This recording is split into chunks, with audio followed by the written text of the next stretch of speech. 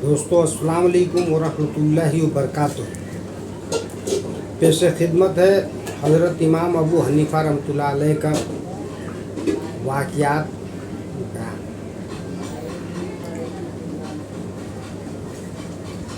आपका नाम नुमान, बाप का नाम साबित और आपका पुकार का नाम अबू हनीफ़ा है।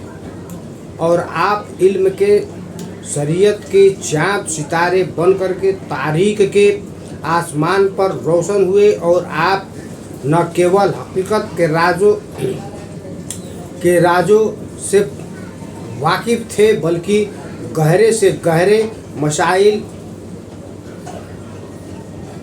और ज्ञान एवं अर्थ और भावार्थ को स्पष्ट देने में पूरी महारत रखते थे। बिरादरान इस्लाम, मैं हिंदी में बयान कर रहा हूँ ताकि और लोग भी समझें।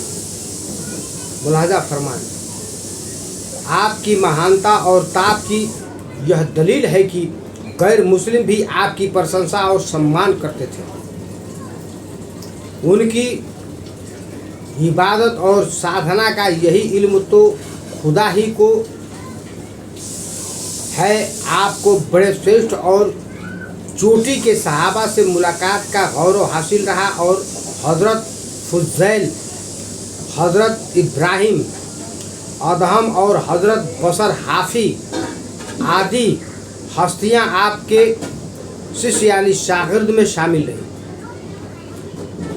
आपकी तालीम का जवाब नहीं, आपके उपनाम की बड़ी विचित्र घटना है यानी अबू हनीफ़ा के नाम से, जो इस प्रकार है कि एक बार कुछ औरतों ने सवाल किया कि जब मर्द को 4 निकाह करने की अनुमति यानी इजाज़त है तो फिर औरतों को कम से कम 2 पति रखने की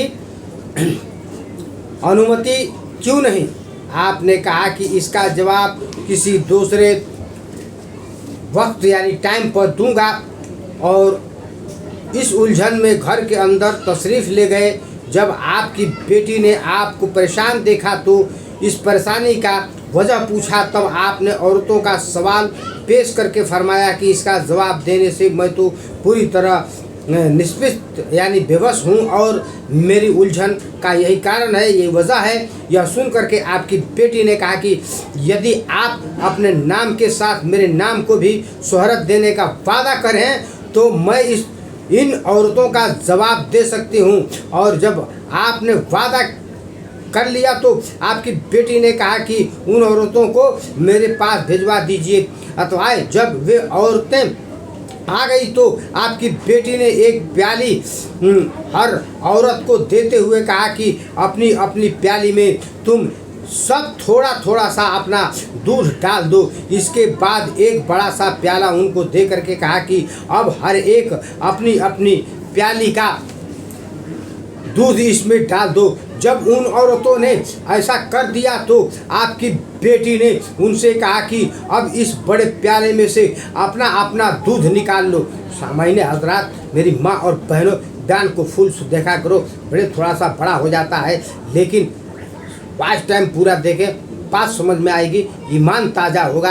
शेयर करना ना भूले, लाइक करना ना भूले, सब्सक्राइब करना ना भूले, मैसेज में सुभान अल्लाह माशाअल्लाह जरूर लिख दिया करें। लेकिन औरतों ने हैरत से कहा कि यह तो मुश्किल है। आपकी बेटी ने कहा कि जब 2 पतियों की भागीदारी में तुम्हारी संतान यानी औलाद होगी तो तुम यह किस प्रकार बता सकोगी कि यह संतान किस पति की है? जवाब से में वह औरतें हैरान रह गई और इमाम साहब ने उसी दिन से अबू हनीफ़ा कुनियत अपने नाम के साथ लगा ली और अल्लाह ने भी आपके नाम का ज़्यादा कुनियत को शोहरत प्रदान की।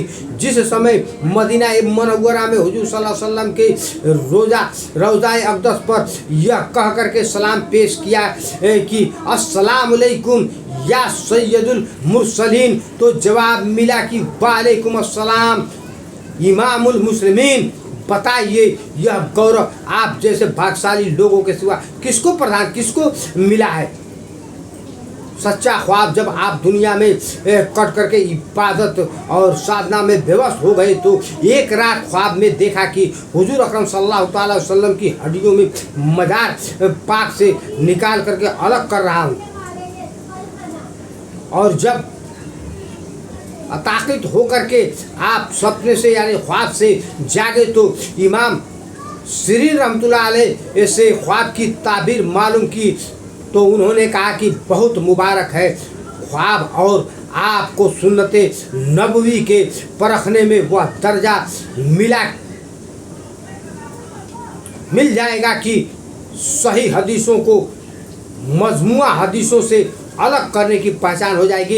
इसके बाद जब दोबारा ख्वाब में हुजूर सल्लल्लाहु अलैहि वसल्लम की मुलाकात हुई तो हुजूर सल्लल्लाहु अलैहि वसल्लम ने फरमाया कि ए अबू हनीफा, अल्लाह ने तुझे मेरी हदीसों को सही करने के लिए पैदा किया है, अतः दुनिया से कट कर मत रह।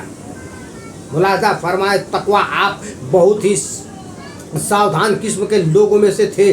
अथवा एक बार समय के शासक ने समस्त उलमा से एक इकरारनामा लिखवा करके उस समय के काजी इमाम शुअबी के पास साइन यानी हस्ताक्षर के लिए भिजवाया, इसलिए कि आप अधिक बूढ़े और कमज़ोर होने के कारण उलमा की मजलिस में न आ सकते थे। अतः आपने अपनी मुहर लगा करके हस्ताक्षर कर दिया। लेकिन जब यह इकरारनामा हज़रत इमाम अबू हनीफा की सेवा में पहुंचा तो फरमाया कि अमीरुल मोमिनीन स्वयं यहाँ मौजूद नहीं है, अतः यह तो अपनी जुबान से हुक्म दे या मैं स्वयं कहाँ चलूँ उसी समय हस्ताक्षर कर सकता हूँ।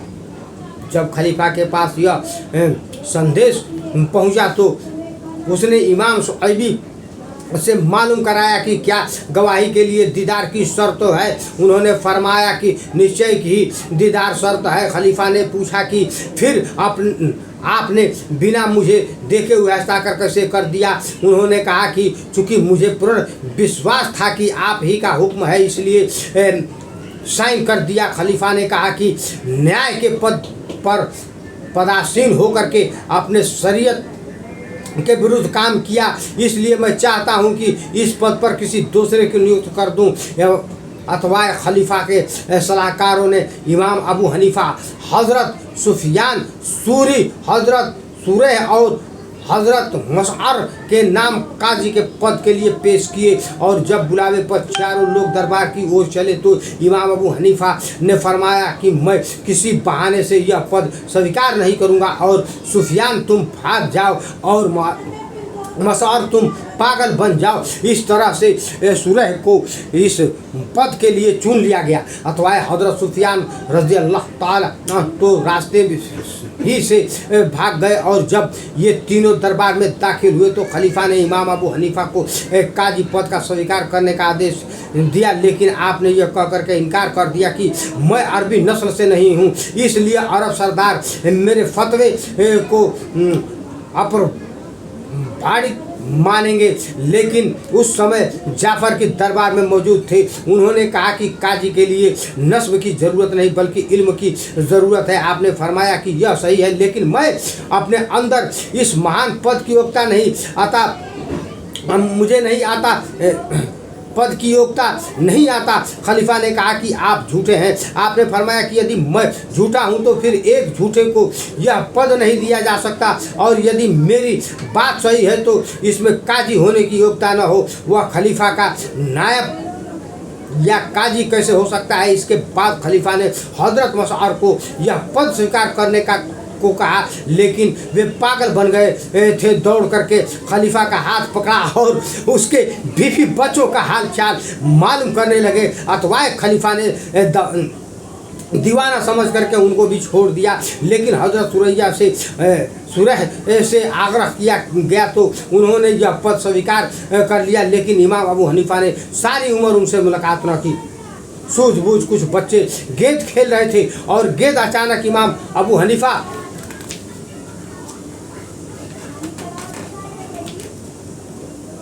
रहमतुल्लाह अलैह की मजलिस में आप ही के सामने आ गिरी और बच्चों में से भाग्य के कारण किसी में साहस न हुआ कि आपके सामने से गेंद उठा ले, लेकिन एक लड़के ने भाग करके आपके सामने से जब गेंद उठाई तो आपने फरमाया कि यह लड़का हरामी है, क्योंकि इसमें लाज का मादा नहीं। और जब पता लगाया गया तो वास्तव में वह लड़का हरामी ही था। एक व्यक्ति आपका कर्जदार था और उसी के इलाके में किसी की मौत हो गई और धूप फैली हुई थी और मौसम भी सख्त गर्म था, लेकिन आपके कर्जदार की दीवार के पास कुछ छाया थी।